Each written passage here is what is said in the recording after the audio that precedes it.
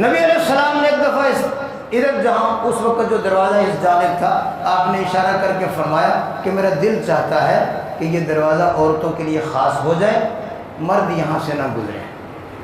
بس آپ نے یہ فرمایا، صحابہ نے اس دروازے کو ہمیشہ کے لیے چھوڑ دیا۔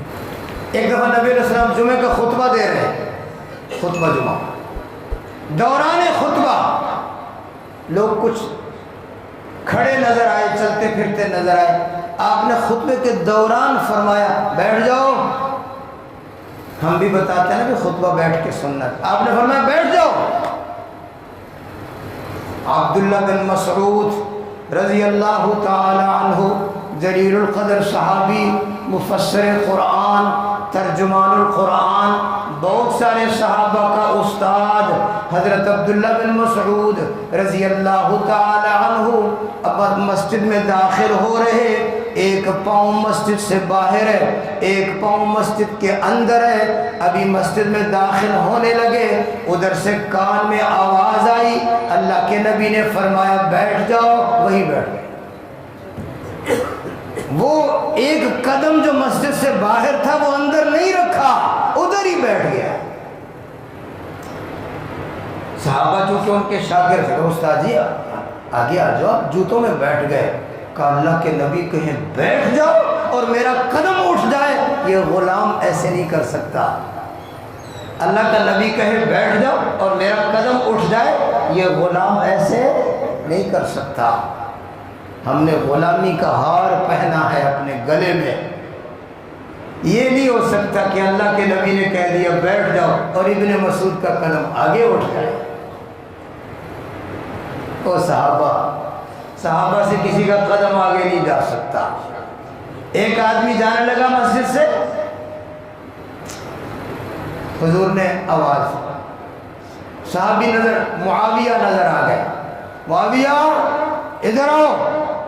جی حضور، کہا اس کے ساتھ چلے جاؤ، کوئی کام تھا، کہا اس کے ساتھ چلے جاؤ۔ معاویہ اس کے ساتھ نکل گیا۔ جوتا معاویہ کا دوسری طرف رکھا ہوا تھا، جوتا پہننے کے لیے مخالف سمت نہیں گیا، جدھر وہ آدمی چلا گیا اس کے پیچھے چلا گیا۔ 12 میل تک پیدل ننگے پاؤں اس کے پیچھے جاتا رہا، جوتا پہننے دوسری جانب نہیں گیا کہ اللہ کے نبی نے کہا اس کے ساتھ چلے جاؤ تو اس کے ساتھ چلا گیا۔ جوتا دوسرے دروازے پر رکھا ہوا تھا، ننگے پاؤں اس کے ساتھ چلا گیا۔ خدا جانے اس نے کہاں جانا ہے، 6 میل اس کے ساتھ پیدل گیا، ننگے پاؤں 6 میل واپس آیا، 12 میل پیدل چلا، پاؤں ننگے تھے، جوتا پہننے کی تکلیف نہیں کی۔ اللہ کے نبی نے کہا ادھر کو اس کے ساتھ چلے جاؤ۔ میں یہ بات عرض کرنا چاہتا ہوں میرے بھائیوں، صحابہ سے آگے کسی کا قدم نہیں جا سکتا، صحابہ سے بڑے کوئی عاشق نہیں ہو سکتے، صحابہ سے بڑا کوئی محب نہیں ہو سکتا، صحابہ سے بڑا کوئی متبع نہیں ہو سکتا۔ صحابہ سے ہٹ کر کوئی کام نہ کرو۔ یہ ہم زدہ زدی لگے ہوئے ہیں، بھئی ایک طبقہ کہتا ہے یار نہ کرو یہ جھنڈیاں، یہ جلوس، یہ چراغاں، یہ شور شرابہ، یہ ٹانٹاں اور پامپاں، یہ نہ کرو۔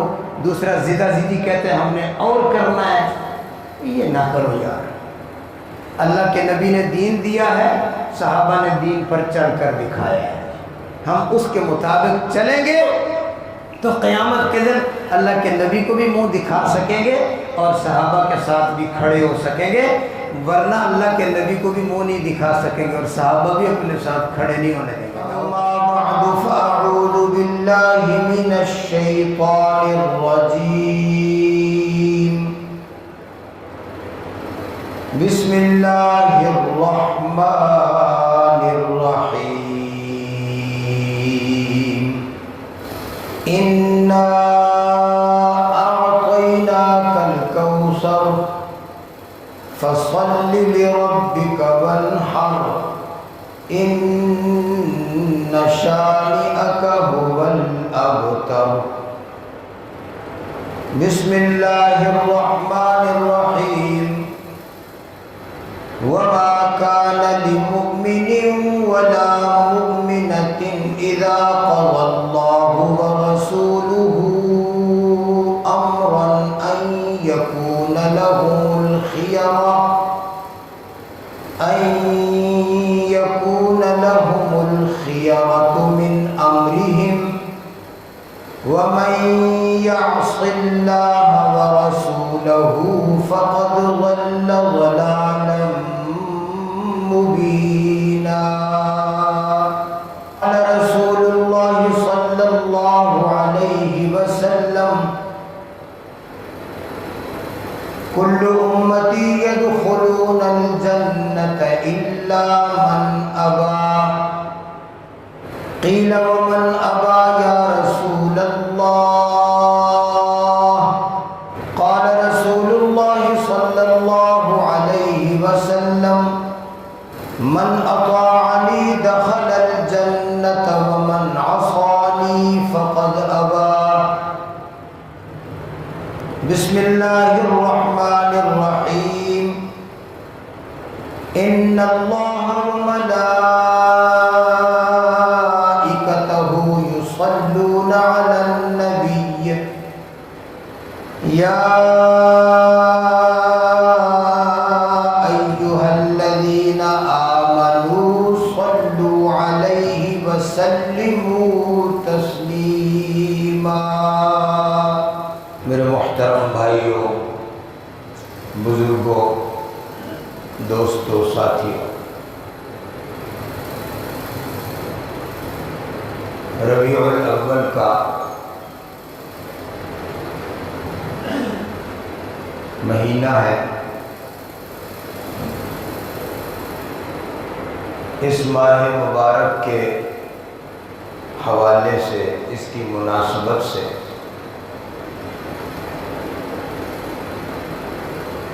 بالعموم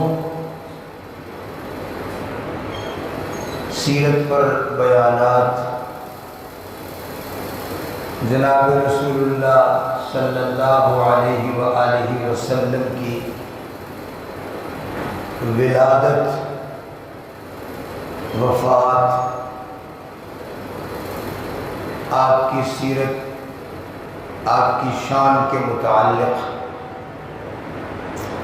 بیانات ہوتے ہیں، کانفرنسیں ہوتی ہیں، محافل ہوتی ہیں، اور اس کے علاوہ بھی بہت کچھ ہمارے لوگ اپنی طرف سے بھی کرتے ہیں. پہلی بات تو یہ ہے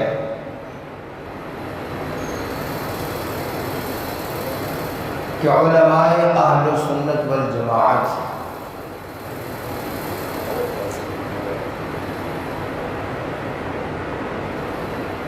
ان کا یہ عقیدہ ہے، یہ ذہن ہے، یہ عمل ہے، یہ طریقہ ہے کہ نبی علیہ الصلوۃ والسلام کی شان، آپ کے محاسن، آپ کے اوصاف، آپ کی سیرت کا تذکرہ یہ کوئی مہینہ یا کوئی خاص وقت یا کوئی خاص جگہ یہ متعین نہیں ہے. سارا سال کے تمام شب و روز، ہر دن رات نبی علیہ الصلوۃ والسلام کا تذکرہ کرنا، نبی علیہ الصلوۃ والسلام کی سیرت طیبہ کو بیان کرنا، سننا، محافل منعقد کرنا، ہر دن ہر وقت سارا سال تمام شب و روز یہ عمل مسلمان کو ہمیشہ جاری رکھنا چاہیے. اور بات یہ ہے جس کے ساتھ جتنی محبت ہو اس کا اتنا ہی زیادہ لوگ تذکرہ کرتے ہیں.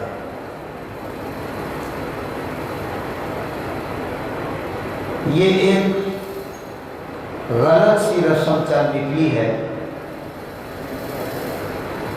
کہ کہ وہ کام جو ہمیشہ کرنے کے ہوتے ہیں ہم ان کو کچھ دنوں کے ساتھ خاص کر دیتے ہیں۔ جیسے ہمارے معاشرے میں کبھی آپ سنتے ہیں کہ جی ماں باپ کا دن منایا جا رہا ہے، فلاں دن یہ کیا ہے، یہ ماں باپ کا دن، ماں باپ سے اظہار محبت کریں گے، ان سے ملاقات کریں گے، ان کو کوئی ہدیہ تحفہ دیں گے، ان کی زیارت کریں گے۔ اس کے لیے ایک خاص دن مقرر کر لیا سال میں، ماں باپ کا دن۔ مجھے بتائیے کہ ماں باپ کا باقی سارے دنوں میں کوئی حق نہیں ہے؟ یہ سال میں کوئی ایک دن ہم نے ماں باپ کا متعین کر لیا اور اس دن جا کر ان کی زیارت کر لی، ان کو تحفہ دے دیا، ان سے ملاقات کر لی، اظہار محبت کر لیا، حق پورا ہو گیا؟ یہ کوئی ایسا کام ہے کہ اس کے لیے کوئی خاص دن رات متعین کیا جائے؟ یہ تو ہر دن کا کام، ہر رات کا کام، ہر لمحے کا کام۔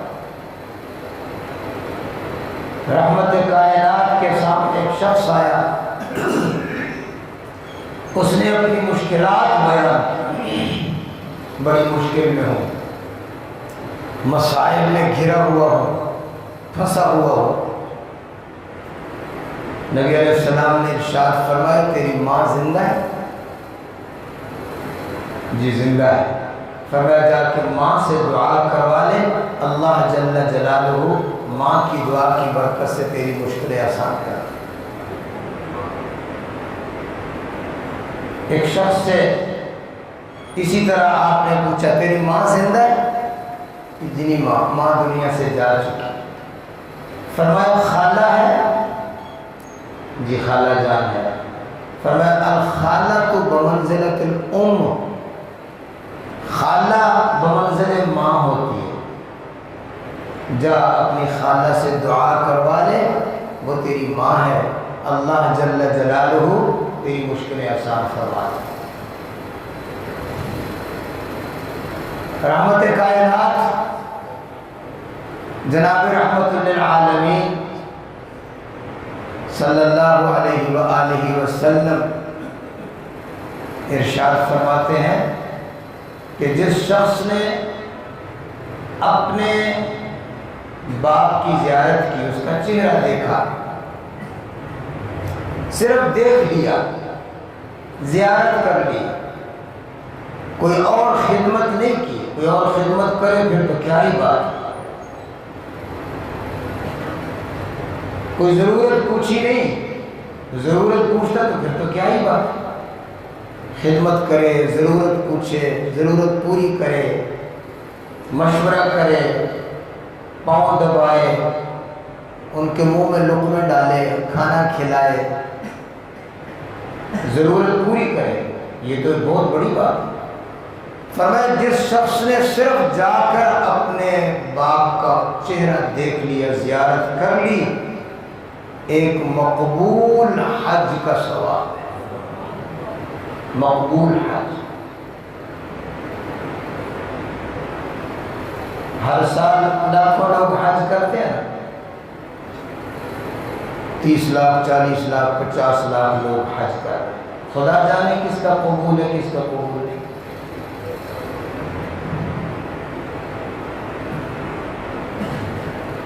کوئی پتہ ہے کہ کس کا حج قبول ہوا؟ تو کہا جا سکتا ہے؟ خاص طور پر آج کل کے ماحول میں کہ حاجی لوگ حج کے سفر میں نماز نہیں پڑھتے۔ میں الزام نہیں لگا رہا، میں صحیح کہہ رہا ہوں۔ حاجی لوگ حج کے سفر میں نمازیں قضا کرتے ہیں،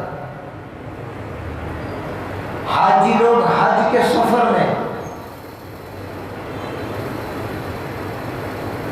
کتنے بڑے بڑے وہ گناہ ہیں جن کو اللہ اللہ کے نبی نے سب سے بڑا گناہ کہا یہ موبائل سے تصویریں بنانا، اپنی موویاں بنانا۔ اللہ کے حرم میں میں زمزم پی رہا ہوں، میری تصویر بنا، میں دعا کر رہا ہوں، میری تصویر بنا۔ تصویر بنوانے کے معاملے میں تو لوگ اتنے ایک دوسرے پر مہربان ہیں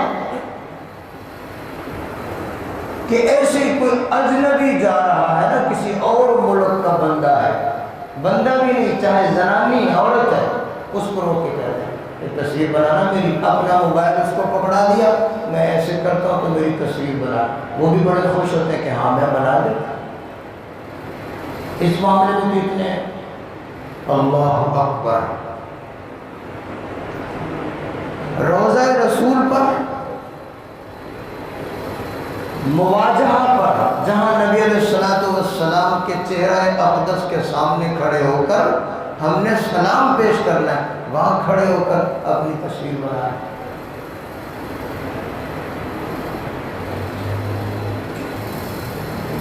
آپ حیرت زدہ ہو جائیں گے، آپ پریشان ہوں گے، شاید کوئی اس بات پر یقین بھی نہ کرے کہ مولوی صاحب نے خود ہی بات بنا لی ہے، لیکن خود بنائی ہوئی نہیں ہے، کہ مشاہدات ہیں، مشاہدات۔ عرفات کے میدان میں حاجی لوگ حج کرنے جب میدان عرفات میں وقوف عرفہ میں گئے ہوئے ہیں، اس وقت دو چار حاجی آپس میں اکٹھے ہو کر ایک دوسرے کہتے ہیں چل یار سارا دن اتنے کس طرح گزرے گا، آؤ تاش کھیلیں۔ عرفات کے میدان میں بیٹھے تاش کھیل رہے ہیں۔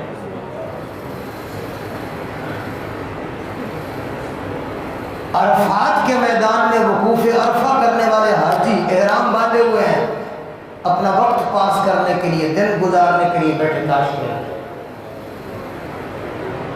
کیا کہہ سکتے ہیں کہ کس کا حج قبول ہے؟ لیکن چلو اللہ کی رحمت سے ہم امید رکھتے ہیں کہ جس نے گھر چھوڑا، سفر کی صعوبتیں برداشت کی، لاکھوں روپے خرچ کر لیے، اللہ کو راضی کرنے کے لیے اس نے اپنے سلا ہوا لباس اتار لیا، دو چادریں لپیٹ لی، سر ننگا کر لیا،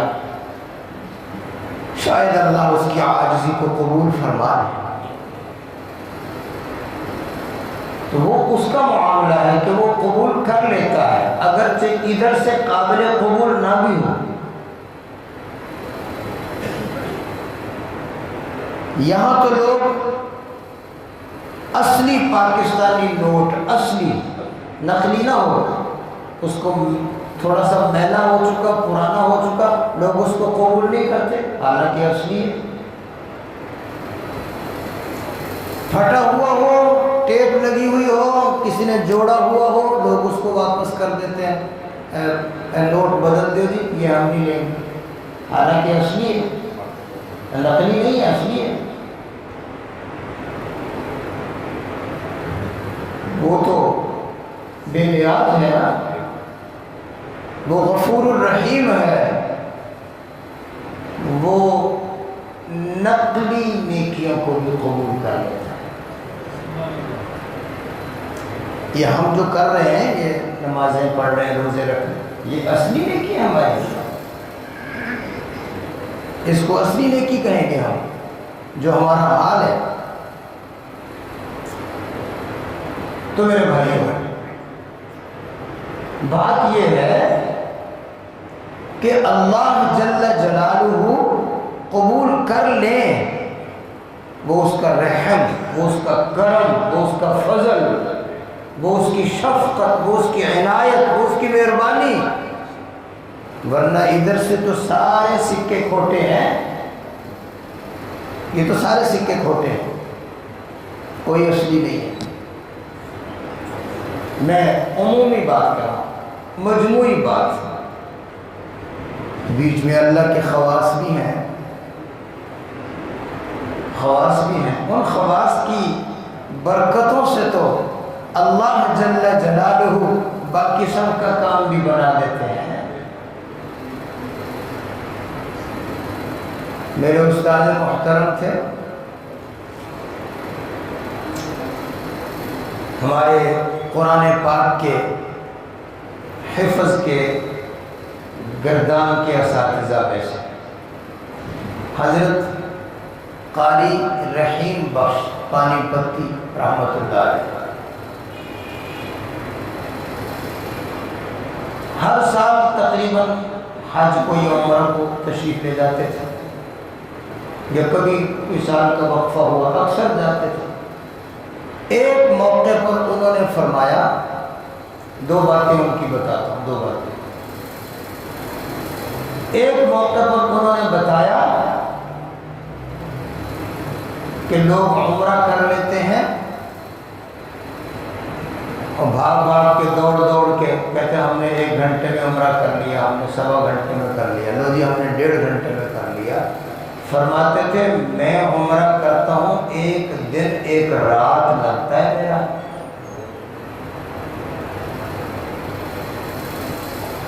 تو ہم حیران ہو گئے، اس وقت تو ہمیں پتہ نہیں تھا حج عمرہ کیا ہوتا، تو چھوٹے چھوٹے تھے نا، لیکن جب انہوں نے کہا لوگ کر لیتے ہیں گھنٹے 1.5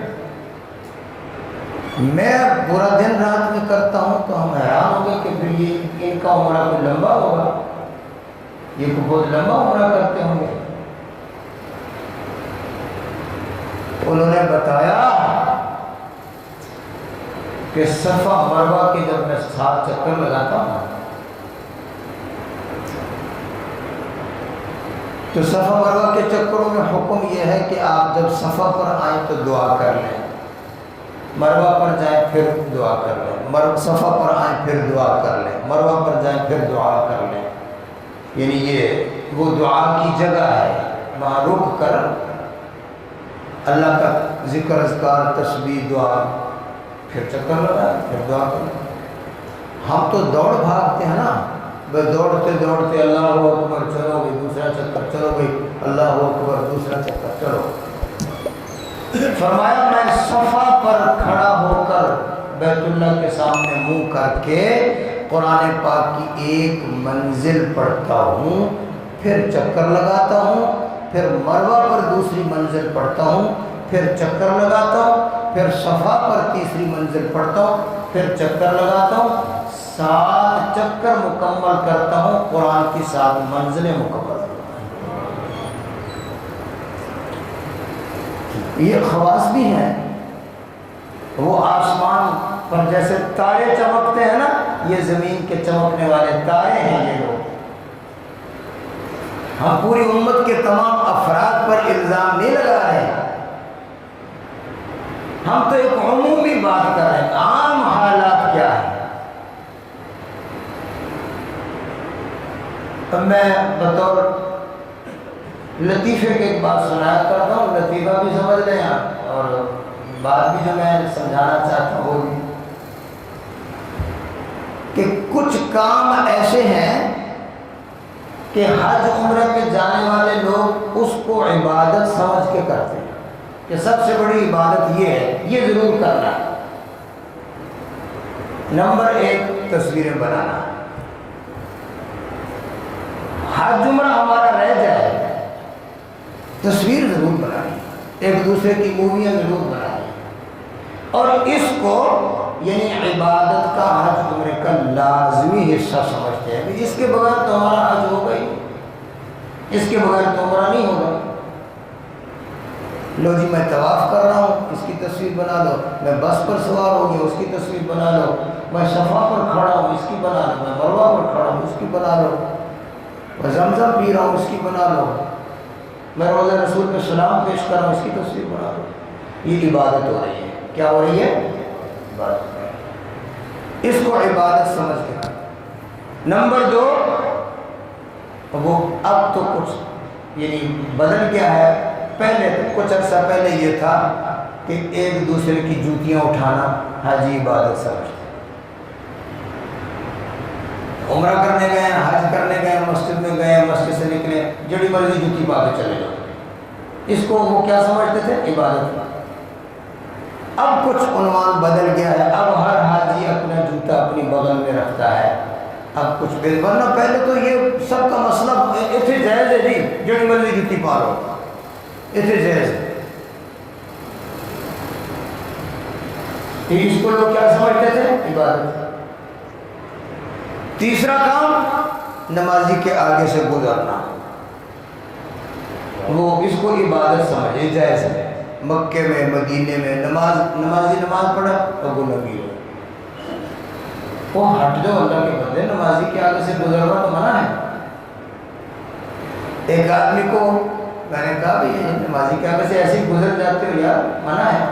کہتا ہے اتنے جائز ہے، اتنے جائز ہے۔ میں کہا اتنے بہ کے نبی علیہ السلام نے منع کیتا تو کہنا اتنے جائز ہے؟ نبی علیہ السلام نے اتنے بہ کے منع کیا، حضور نے گجرا والا جا کے منع کیا تھا۔ کہاں بیٹھے تھے نبی علیہ السلام جب آپ نے منع کیا کہ نمازی کے آگے سے نہ گزرو؟ ہاں اسی مسجد میں تم کہتے ہو اتنے جائز ہے؟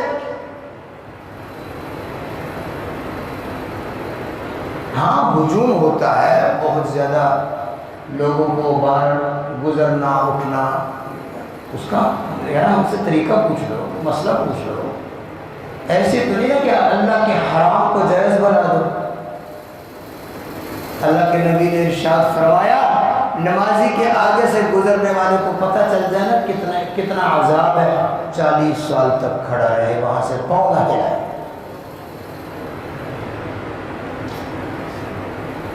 اتنا بڑا یعنی وبال ہے۔ اگر کوئی بات کر رہا ہو نا، جیسے میں بات کر رہا ہوں آپ سن رہے، بیچ میں آ کر کوئی دخل اندازی کرے تو ہمیں بڑی تکلیف ہوگی، اور پرے ہٹ ہے میرے گل کرن دے، ہوتی تکلیف نہیں ہوتی؟ یا بندہ کوئی اپنا کام کر رہا ہے، بیچ میں آ کر کوئی دخل اندازی کرے، کوئی بات کرے تو ہم غصے ہوتے ہیں، پرے ہو یار مجھے اپنا کام کرنا ہے۔ اور یہ نمازی جو ہے یہ اللہ کے ساتھ ہم کلام ہے، یہ بات کر رہا ہے اللہ کے ساتھ۔ تو بیچ میں آ کے دخل اندازی کرتا ہے، تو بیچ میں آ کے ٹانگ اڑا دی، آگے سے گزرتا ہے، اتنا بڑا یعنی وبال ہے۔ تو یہ چند کام ایسے جو حاجی اس کو عبادت سمجھتے ہیں، وہاں جائز ہے، جوتیاں اٹھاؤ ایک دوسرے کی، تصویریں بناؤ، نمازی کے آگے سے گزرو، جان بوجھ کر گزرتے ہیں۔ موقع ہوتا ہے کہ آدمی اپنے آپ کو بچا سکتا، پھر بھی جان بوجھ کر گزرتے۔ اور ایک اور کام ہے، مکروہ اوقات میں نفل پڑھی جاتی، مکروہ وقت میں نفل پڑھنا اجازت ہے شریعت؟ سورج نکل رہا ہے، آپ قباء مسجد میں چلے جاؤ، سورج نکل رہا ہے، لوگ دھکا دھک نفل پڑھ، وہ صبر کر لو، ٹھہر جاؤ، سورج نکلنے دو، اشراق کا وقت تو ہو جائے، پڑھی جاؤ۔ کیوں پڑھتے ہیں؟ اتنے جائز ہے۔ وہ میں کہ اتنے میں کہ اللہ کے نبی نے منع کیا تو کہنا اتنے جائز ہے، حد ہو گئی ہے۔ عصر کی نماز کے بعد اگر کسی نے عصر کی نماز پڑھ لی ہے، فرض پڑھ لی ہے عصر کی، سورج کے غروب تک نفل پڑھنا جائز نہیں ہے، نفل پڑھنا جائز ہے نہیں۔ جس نے عصر کے فرض ابھی نہیں پڑھے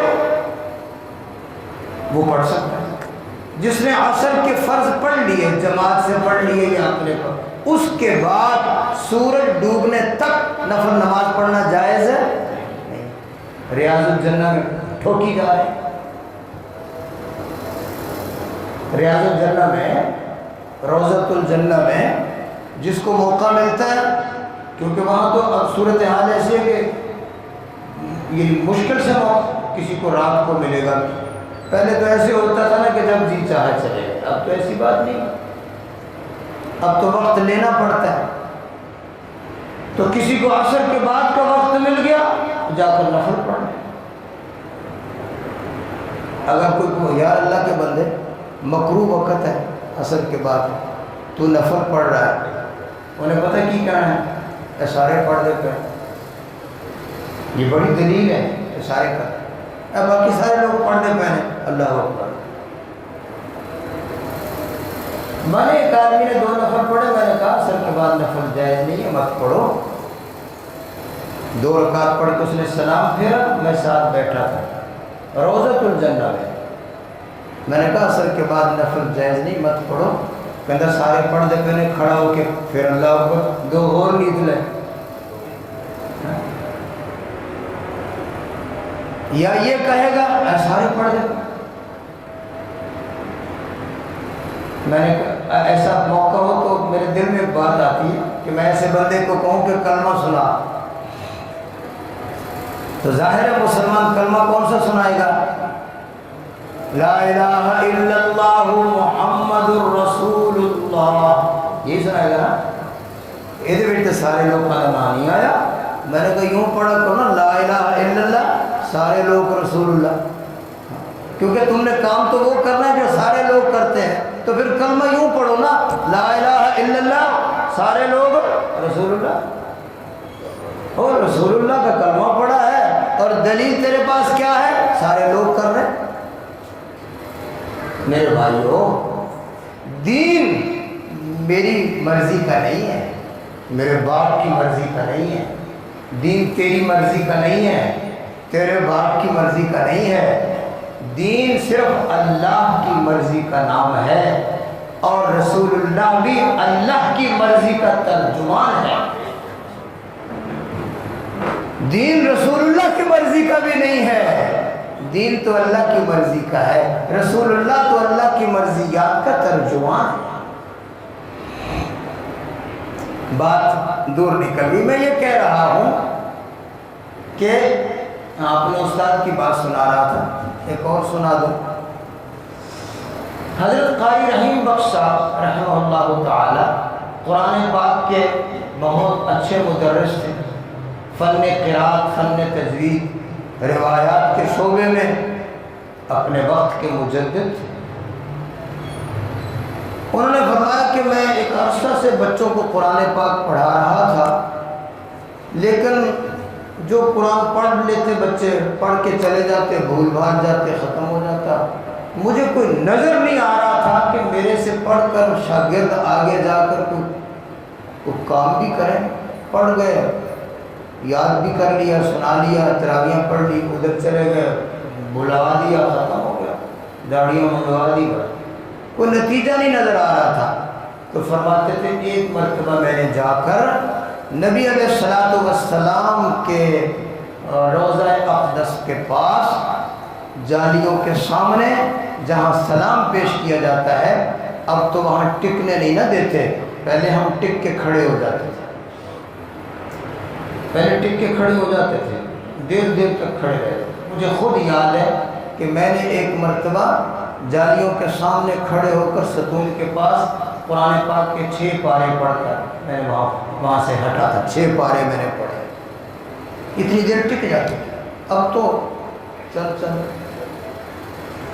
تو فرمایا میں نے وہاں کھڑے ہو کر 3 دنوں میں پورا قرآن وہاں کھڑے ہو کر پڑھا، اس نیت سے کہ میں نبی علیہ السلام کو اپنا سبق سنا رہا ہوں۔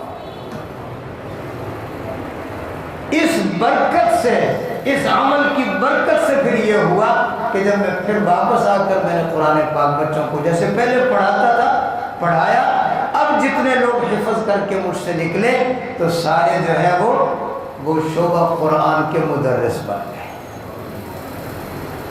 ان کے شاگردوں کے شاگرد اس وقت بھی مکہ اور مدینہ کے حرم میں اساتذہ ہیں، وہاں پڑھا رہے ہیں۔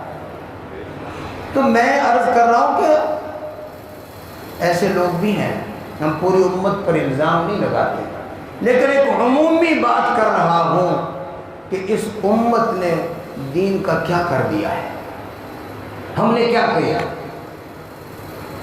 تو بات کہاں سے شروع ہوئی شاید آپ کو یاد نہ ہو، مجھے یاد ہے۔ میں یہ کہہ رہا ہوں کہ ہر سال لاکھوں لوگ حج کرتے ہیں، ہر سال لاکھوں لوگ، خدا جانے کس کا قبول ہے کس کا قبول ہے۔ قابل قبول تو کسی کا نہیں ہے سوائے چند لوگوں کے، قابل قبول تو کسی کا نہیں ہے سوائے چند لوگوں کے، لیکن رحیم و کریم ذات ہے، وہ سب کا قبول کر لیتا ہوگا انشاءاللہ، اس سے امید رکھتے ہیں۔ لیکن جو ایک سمجھنے کی بات ہے وہ یہ ہے کہ ہر سال لاکھوں لوگ حج کرتے ہیں، خدا جانے کس کا قبول ہے کس کا قبول نہیں، لیکن اللہ کے نبی نے جو بات فرمائی کہ جو شخص اپنے باپ کا منہ دیکھے اس کا حج قبول ہے، اس کو قبول حج کا ثواب ہے، قبول حج کا، حج کا نہیں کہا، حج کا قبول ہو گیا اس کا حج۔ تو جس کے لیے یہ فضیلت اور ثواب بتایا جائے اس کے لیے ہم دن مقرر کر لیں، ماں باپ کا دن، ماں باپ کا ایک دن، مزدوروں کا دن۔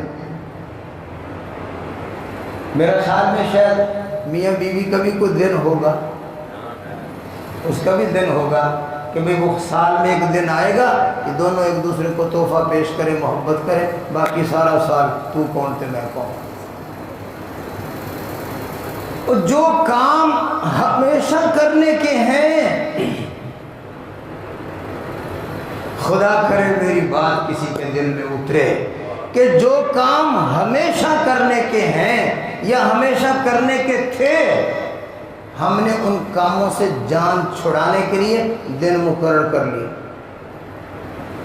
سال میں ایک دن فلاں چیز کا، فلاں چیز کا، فلاں چیز کا۔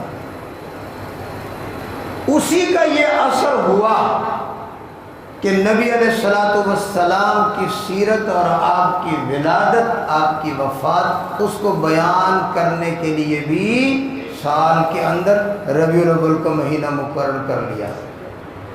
اور یہ کام تو ہمیشہ کرنے کا ہے، یہ کام تو ہر مہینے کا ہے، ہر دن کا ہے، ہر رات کا ہے، ہر صبح کا ہے، ہر شام کا ہے۔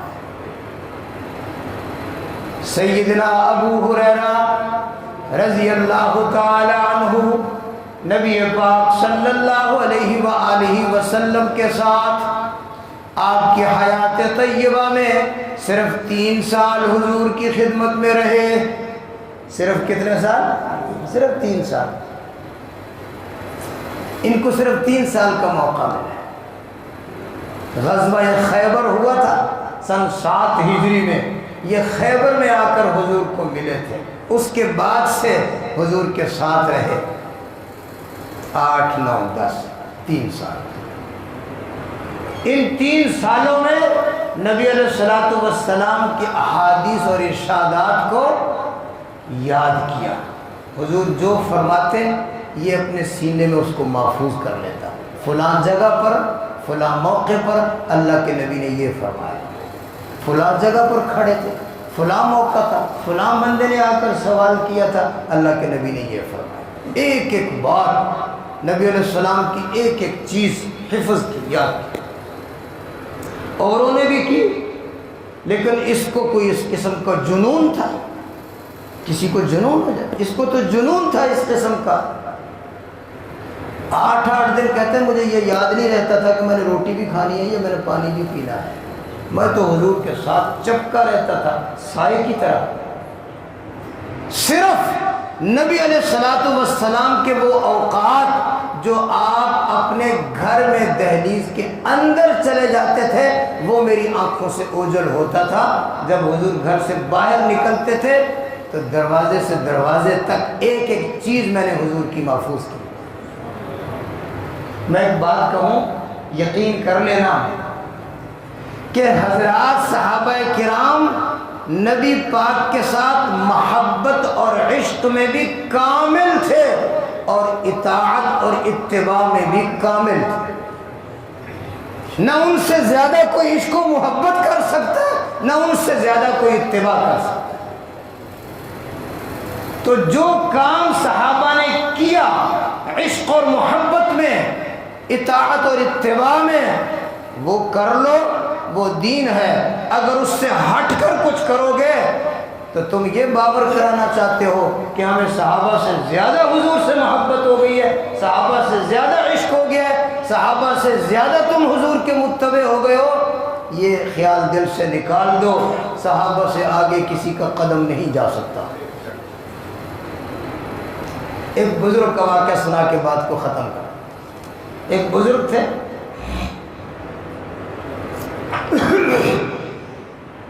غالباً ان کا نام عبد الرحمن تھا، ایک بزرگ گزرے ہیں۔ وہ اپنا واقعہ خود بیان فرماتے ہیں، بڑے اللہ والے تھے، بڑے نیک تھے۔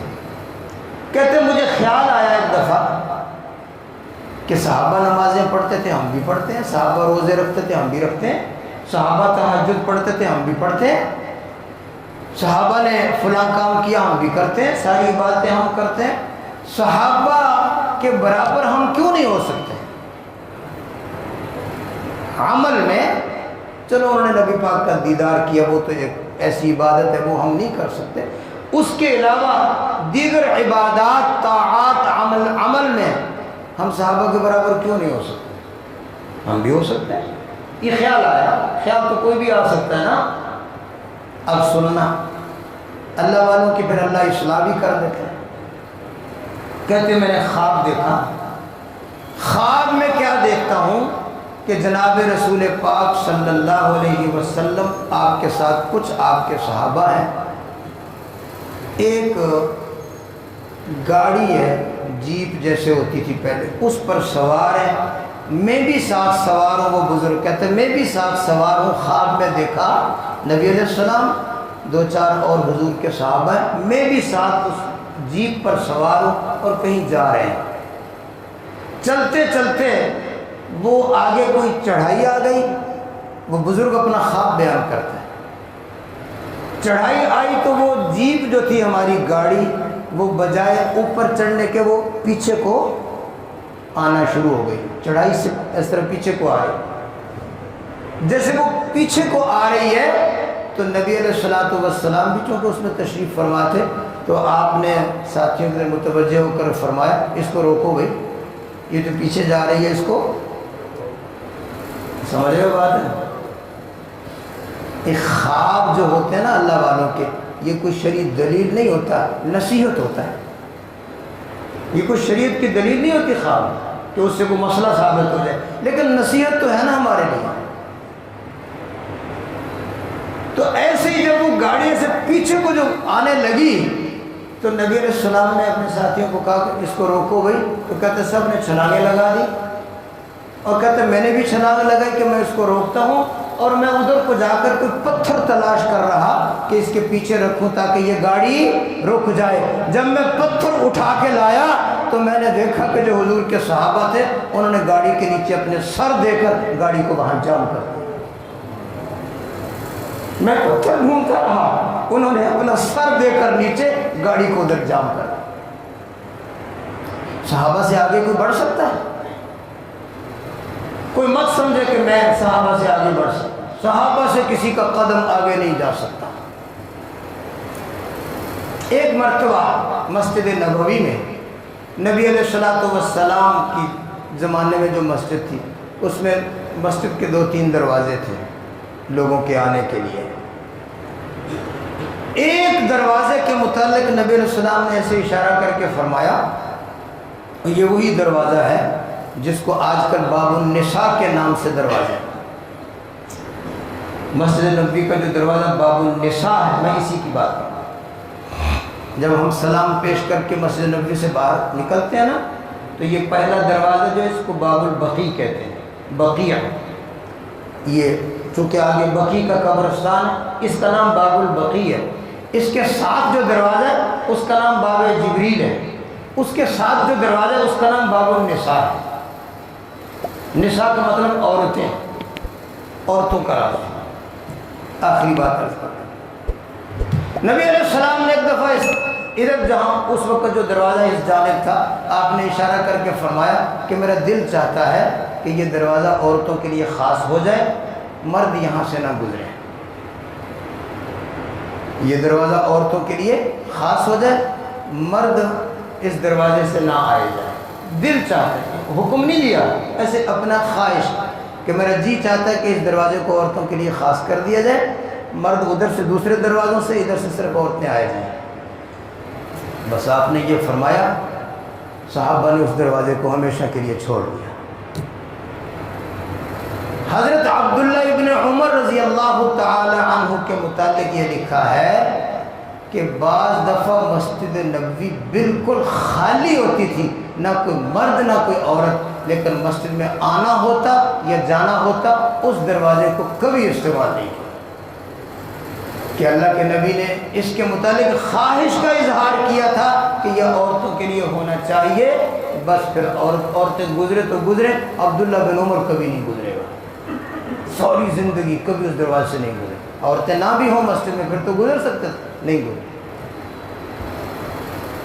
ایک دفعہ نبی علیہ السلام جمعہ کا خطبہ دے رہے ہیں، خطبہ جمعہ، دوران خطبہ لوگ کچھ کھڑے نظر آئے، چلتے پھرتے نظر آئے، آپ نے خطبے کے دوران فرمایا بیٹھ جاؤ۔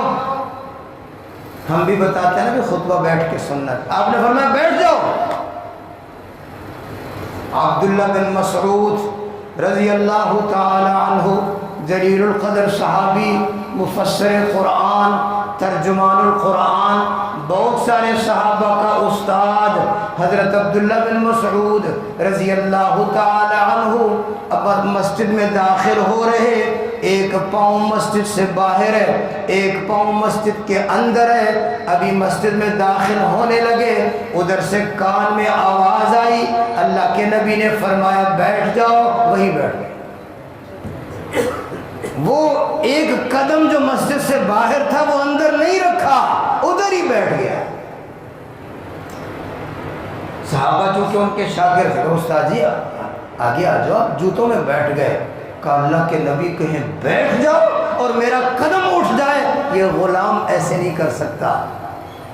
اللہ کا نبی کہے بیٹھ جاؤ اور میرا قدم اٹھ جائے، یہ غلام ایسے نہیں کر سکتا۔ ہم نے غلامی کا ہار پہنا ہے اپنے گلے میں، یہ نہیں ہو سکتا کہ اللہ کے نبی نے کہہ دیا بیٹھ جاؤ اور ابن مسعود کا قدم آگے اٹھ جائے۔ او صحابہ سے کسی کا قدم آگے نہیں جا سکتا۔ ایک آدمی جانے لگا مسجد سے، حضور نے آواز، صحابی معاویہ نظر آ گئے، معاویہ ادھر آؤ۔ جی حضور، کہا اس کے ساتھ چلے جاؤ، کوئی کام تھا، کہا اس کے ساتھ چلے جاؤ۔ معاویہ اس کے ساتھ نکل گیا۔ جوتا معاویہ کا دوسری طرف رکھا ہوا تھا، جوتا پہننے کے لیے مخالف سمت نہیں گیا، جدھر وہ آدمی چلا گیا اس کے پیچھے چلا گیا، 12 میل تک پیدل ننگے پاؤں اس کے پیچھے جاتا رہا۔ جوتا پہننے دوسری جانب نہیں گیا کہ اللہ کے نبی نے کہا اس کے ساتھ چلے جاؤ تو اس کے ساتھ چلا گیا، جوتا دوسرے دروازے پر رکھا ہوا تھا، ننگے پاؤں اس کے ساتھ چلا گیا۔ خدا جانے اس نے کہاں جانا ہے، 6 میل اس کے ساتھ پیدل گیا، ننگے پاؤں 6 میل واپس آیا، 12 میل پیدل چلا، پاؤں ننگے تھے، جوتا پہننے کی تکلیف نہیں کی۔ اللہ کے نبی نے کہا ادھر کو اس کے ساتھ چلے جاؤ۔ میں یہ بات عرض کرنا چاہتا ہوں میرے بھائیوں، صحابہ سے آگے کسی کا قدم نہیں جا سکتا، صحابہ سے بڑے کوئی عاشق نہیں ہو سکتے، صحابہ سے بڑا کوئی محب نہیں ہو سکتا، صحابہ سے بڑا کوئی متبع نہیں ہو سکتا۔ صحابہ سے ہٹ کر کوئی کام نہ کرو۔ یہ ہم زدہ زدی لگے ہوئے ہیں، بھئی ایک طبقہ کہتا ہے یار نہ کرو یہ جھنڈیاں، یہ جلوس، یہ چراغاں، یہ شور شرابہ، یہ ٹانٹاں اور پامپاں، یہ نہ کرو۔ دوسرا زدہ زدی کہتے ہیں ہم نے اور کرنا ہے، یہ نہ کرو یار۔ اللہ کے نبی نے دین دیا ہے، صحابہ نے دین پر چل کر دکھایا ہے، ہم اس کے مطابق چلیں گے تو قیامت کے دن اللہ کے نبی کو بھی منہ دکھا سکیں گے اور صحابہ کے ساتھ بھی کھڑے ہو سکیں گے، ورنہ اللہ کے نبی کو بھی منہ نہیں دکھا سکیں گے اور صحابہ بھی اپنے ساتھ کھڑے نہیں ہونے دیں گے۔ جاؤ تو راہ ہو رہے، سیڈا راہ ہو رہے۔ وآخر دعوانا ان الحمدللہ رب العالمین۔